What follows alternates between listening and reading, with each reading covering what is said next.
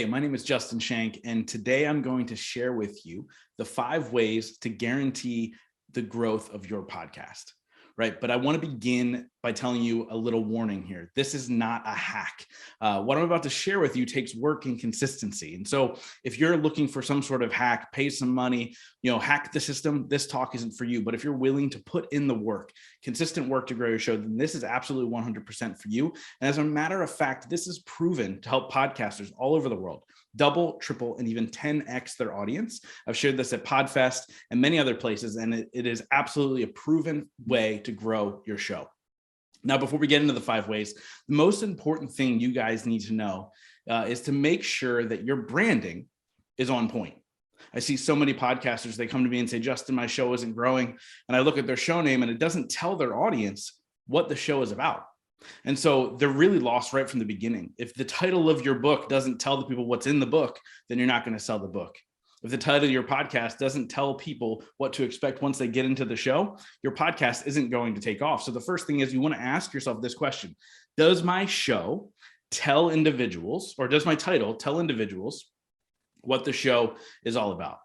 Now, unless you're a celebrity like Tony Robbins or Gary Vee or Oprah, I would highly recommend not making your show the name of your name, right? So my show wouldn't be the Justin Schenck show. Alex's wouldn't be the Alex Sanfilippo show because we're not Tony Robbins or Oprah. And so we want to let people know up front what the name is all about. So ask yourself, does the title tell the audience what they're about to hear if they click play? The second thing is, does your logo look professional or look like it was made in MS Paint? Right? Like those shows stand out when it's done professionally. Right off the bat, if you present your brand as a professional upfront brand, you're going to win every single time. And I'll give you an example of this. I had a client a number of years ago, and he hosted a podcast called the transformationcoach.me podcast. He did that because that was the name of his website. He's like, oh, hopefully it'll drive traffic to my website. But he didn't tell anybody what the show was all about. And it doesn't make sense as a title. And so I said to him, well, what's the goal of your show? What are you trying to get across? He goes, well, I personally lost 100 pounds. I helped my town lose 35,000 pounds. And I want to help the world lose 1 million pounds. And we rebranded the show to Million Pound Mission. And he went and did these 5 steps that I'm about to share with you. And his show ended up 10xing in growth. But a lot of that was because we now told the audience before they even click play what to expect when they get into the show. So ask yourself those questions. Is my title on point? Is my branding on point? Do I look professional? And if the answer is no to all of those, these next 5 steps don't even matter. So make sure your branding is on point. Now let's dive into the steps. Step number 1 in podcasting, in order to grow your show, is consistency is key. Obviously, this makes sense, right? Some people say this: be consistent with your show. My show releases every single Tuesday at 3 a.m. without fail, right? And the reason I do that is because I know that podcast listeners are creatures of habit. And so every Tuesday when they decide to listen to me, and I'm honored that they do, whether it be at the gym or driving to work or doing laundry that day or whatever they're doing at the time of listening to my show, I need to make sure that I'm there for them. Because if they show up to the gym on that Tuesday morning and my show isn't there, they're going to find a different show to listen to. And honestly, like that show is probably better than mine. And so I want to make sure that I'm there so I don't give them an opportunity to miss me, right? I become part of the routine and I'm honored that I'm there. So make sure you are consistent with your show. Now you can vary by adding a second episode every couple of weeks or whatever. Like I do a short Friday episode, but the consistency with my show is every Tuesday I have a guest and my audience seems to really love it. It works for them. Number 2, you want to utilize your guest audience. Now, I know a lot of you guys have had people on your show. They've got a big audience. You're really excited because finally they're going to share it out and your show is going to grow immediately. But the issue is a lot of times they don't share it, right? They might tell you they're going to share it. They might say that, yeah, I'm excited. Let me know when it comes out. I'll have my team share it out over Twitter or whatever. And 9 times out of 10, those bigger names or those people with large followings, they either don't share it out or they'll do a simple Instagram story, which doesn't get much traction for you. And so what I've realized is that people who are guests on your show, they have an ego, not an ego in a bad way, but they're worried about whether they were a good guest on your podcast or not, whether they said something dumb or said something smart. And so if they have that doubt in the back of their head, they're not going to share it out. And so I want to share a story with you. I had a guy named Ed Milet on my show. If you're not familiar, he's a phenomenal human being. He's got millions of followers on social media, and he came on my show. And it was an incredible interview, like absolutely incredible. And he goes, hey, man, let me know when it comes out. I'll share it out. And I was like, yeah, okay, I will. And so what I did is I stroked his ego. And on the day of the release, and here's a huge tip and secret for you guys to get these people to share out your episode.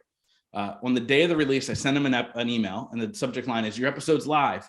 And inside of that email, I actually tell them that my audience is already loving the show. So I say, hey, I just wanted to let you know the episode came out this morning. My audience is already in love with the show. Now, here's the secret. I then pull something out of the show that they said, and I say, they're loving this part in particular. And so with Ed Milet, he talked about the blue Honda effect, right? You buy a blue Honda, you drive off the lot and you see a lot of blue Hondas. And so I said, they're loving what you talked about with the blue Hondas and how what we focus on, we get more of. I think the world absolutely needs to hear this message. Now, remember that. I think the world absolutely needs to hear this message. I'd be honored if you shared it out. And doing that and stroking Ed's ego and going that step above and beyond and saying, my audience is already loving what you're saying, more people need to hear it. Ed actually took that episode and shared it out to his email list of 1 million people. Now imagine what that can do for your show if you get one person to email to 1 million people and say, hey, I did this podcast interview. I think you need to listen to it. And it's not something that he regularly does. And so I was honored that happened. And obviously I saw a lot of growth with that episode. So make sure you stroke their ego. Make sure they share it out. That's going to help you grow. Absolutely. Number 3, you want to get featured on other podcasts, right? The one thing I realized is that 28% of Americans listen to shows on a regular basis. Only 28%. 99% watch YouTube. 28% listen to podcasts. So I need to make sure that I go where they are. And that means I got to get on other podcasts that fit my demographic. And so I realize that as podcasters, we get pitched a lot. I probably get pitched upwards of 20 to 25 times a day for people to be on my show. And so I very rarely even open those emails. And so how do you break through the noise? What I ended up doing was I went through and I reached out to podcasters that I liked to their show. And I said, hey, I love what you're doing. And so I host a self-development podcast. This part's important. I host a self-development podcast. And so I reached out to other self-development podcasts because these are my niche, right? Those are the people I want to talk to. I reached out to the host and I said, I absolutely love what you're doing. I love your message. I would love it if you were a guest on my show. And I left it at that. I didn't say a pod swap. I didn't do any of those things. I asked them to be a guest on my show. They came on my show. I build rapport. I tell them my story a little bit. And 9 times out of 10, they invite me onto their show. Now, these are shows that at the time they were doing more downloads than mine. And so I got in front of a larger audience and I shared my story. And I said, hey, at the end of when I was a guest, I said, hey, go check out my podcast. Wherever you're listening to this, go check it out. And that was the only call to action I gave. And it absolutely built great audience strength over time, right? Every single time I'd guest on a show, it'd be another 10, 100 downloads, however many people they're getting were driven to my show. So make sure you build those relationships. Number 4, you want to write. You want to guest blog. You want to be written about. See, podcast listeners, 9 times out of 10 aren't YouTube watchers. They might watch YouTube, but not for the same type of content, right? There's Audible learners and visual learners. But I found that Audible learners that listen to podcasts, they also read things like blogs and books and articles and all those things. And so you want to be able to guest blog on somebody's blog or be written about.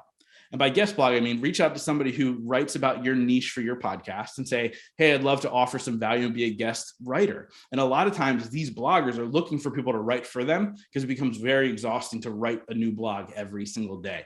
And then at the very end, your sign off is Justin Schenck, Growth Now Movement, check it out, blah, blah, blah. And you're going to be able to drive traffic that way to your show. So make sure you get everything in writing, send it out, and really kind of canvas the area in order to grow your show. Number 5 is social media promotion, right? Everybody has a podcast now. When I started podcasting over 5.5 years ago, I would tell people that I had a podcast and they would go, what's a podcast? This really happened most of the time. They're like, what's a podcast? And I had to explain to them what a podcast was. And now I say I have a podcast to anybody who doesn't know, and they go, ugh, you have a podcast too. Everybody's got one. And so you have to break through the noise on social media. Obviously, number 1, look professional. You want to do it the right way, whether it be through video promotion, through professionally done slides, quote cards, whatever. But here's the important part. Every podcaster is shouting. They think that their message and their show needs to be heard by everybody. And so their episode comes out and they release it and they go, hey, I have a new podcast episode. Go check it out. And that's all they do. And really what that does for them is nothing, because people are in that death scroll on social media. And so you want to do something that stops people dead in their tracks. Something that will stop them from death scrolling and go, oh, I need this. Let me go find this episode. And so what I call it is I call it the hook. And this is the way to stop somebody from scrolling, and you hook them in, and then hopefully you can reel it in, right? And so for instance, like this, and so this is how you do it. You want to ask them a question that piques their interest, that you then answer that question in the episode. So say you bring a divorce expert onto your show, right? You use the hook. Are you going through a divorce? Have you been through a bad divorce? Have you thought about divorce? Are you trying to not get divorced? You do these types of hooks, right? And they go, oh, well, yeah, that's me. I'm trying not to get a divorce. And then you go, great. In this episode, I sit down with divorce expert, blah, blah, blah, and we talk about this, this, this, and this. And what that does is it immediately hits their emotions, because you're asking them a question, which makes them go into their subconscious and go, this is me. He or she is talking to me. I need more of this. So you want to make sure you get that social media hook every single week, whether it be one time or multiple times. If you're early on in your show and you don't have the growth that you want, I recommend 2 to 3 posts for every single episode. If you're a little bit further along, 1 post would be just fine, especially when you've already grown to a point where you're very kind of comfortable. Now, I wanted to share one bonus tip with you before I sign off with you guys. That bonus tip is to understand that your network is your net worth. I really began to see growth in my podcast when I started to surround myself with other driven individuals who also happen to be podcasting. These people who understood it as a business instead of just something fun on the side. These people understood the art of growing an audience and growing a community. So make sure you find a community to jump into that's focused on growth, whether it be audience growth or whatever. Find that community, dive in. And I guarantee you, if you go through these steps that I just shared with you in the last 15 minutes, your podcast will absolutely double, triple, or even 10x its growth. I hope this was a ton of help for you guys. Thank you so much.